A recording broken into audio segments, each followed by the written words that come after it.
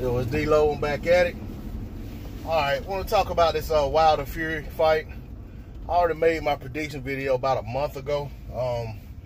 Basically breaking down the fight and what I expect to see happen and a prediction. But seeing that it's the day of the weigh-in, a lot of people giving their take from around the world, from around the sport of boxing, other sports, other YouTubers, commentators, everybody under the sun giving their take on it. I want to give mine as well.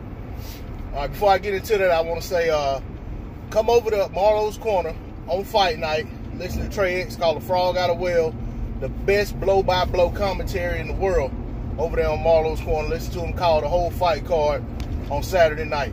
That's Marlowe's Corner. Go over there and subscribe. All right? Shout out to Marlowe and Trey X and the whole block fam. All right, so as far as this fight goes, you know, we've seen the build-up. Hey, and I apologize for any background noise. I'm on my way to work. But we've seen the build-up, you know, of the fight. We've seen the pressers. We've seen these guys be very cordial toward one another. We've seen them try to show a little bit of angst and animosity toward one another. But ultimately, I think it's all, you know, two guys who respect each other as athletes. But at the same time, you know, two prideful men who aren't going to let the other guy tell his story. You know, in terms of, you're not going to tell what my situation is or was, and you're not going to take credit for, you know, what I've done. So you got two guys who, you know, both feel some type of way about their influence on what's happening in the other guy's career. So you're going to have a little animosity. You're going to have a little tension there. And I think, you know what I'm saying, I think some of it's real. I think some of it's build up. But at the end of the day, I think when these guys get in the ring, none of that chummy, buddy stuff or any respect they have for one another will matter. We know Deontay Wilder comes in trying to get a knockout in every single fight. I mean, he is one of the fighters who openly admits that he looks for a knockout. That said, he's not only looking for a knockout, he's setting that knockout up. He's not going in there, I just got to land this one punch. I mean, that's not his mentality, even though a lot of people try to paint him that way.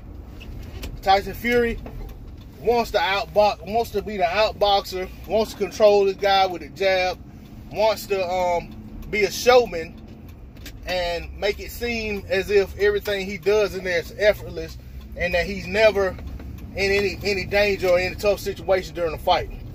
But we know that's not the case. Okay? We saw how the first fight played out.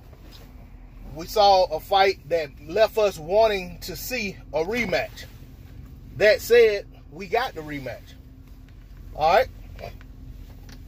As for this fight, you know, we've heard all kind of talk about the weights. Who's going to weigh what? You know, is Wilder going to come in heavier? Is Fury going to come in heavier? I like to make a guess on what I think the weights will be. I think Wilder will come in at about 224. I think Fury will come in around 263. Okay? I may be way off, but that's just my guess on it. I think Wilder will come in around 224 to 227. Fury 263 to 266. All right? As for the fight, I think Wilder has to commit to his jab. It works beautifully when he uses it well. I think he has to commit to that. He has to keep that jab in Fury's face. He has to keep that jab to Fury's body.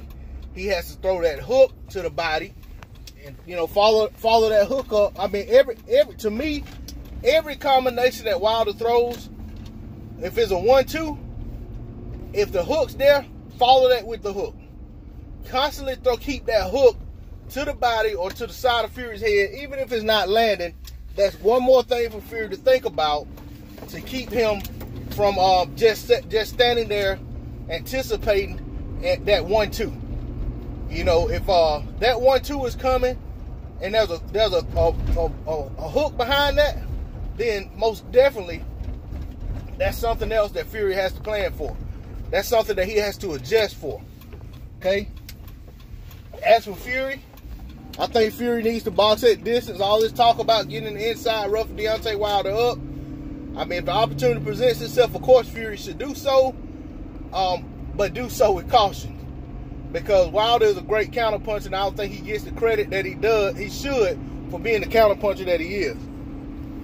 That said, Fury boxing at distance is the safest fight for him, but Wilder also has to play to his hand and let him stay at range and box on the outside and control the distance with the jab. I don't think Wilder will do that in this fight. I think Wilder's going to close range well. I think Wilder's going to do what he did in a lot of spots in the first fight, and that's get in, jab to the body, throw combinations, backing Fury up. And I think that in this fight, Wilder's going to find a home for that big right hand early. I got Wilder inside of 5 rounds. I'm picking Wilder for the KO in 4, actually. I think Wilder's going to put Fury down, maybe more than once, but ultimately he's going to put Fury down, and Fury's not going to beat the count. I'm calling a 4th round KO for Deontay Wilder, and after that fight, on the bigger and better things.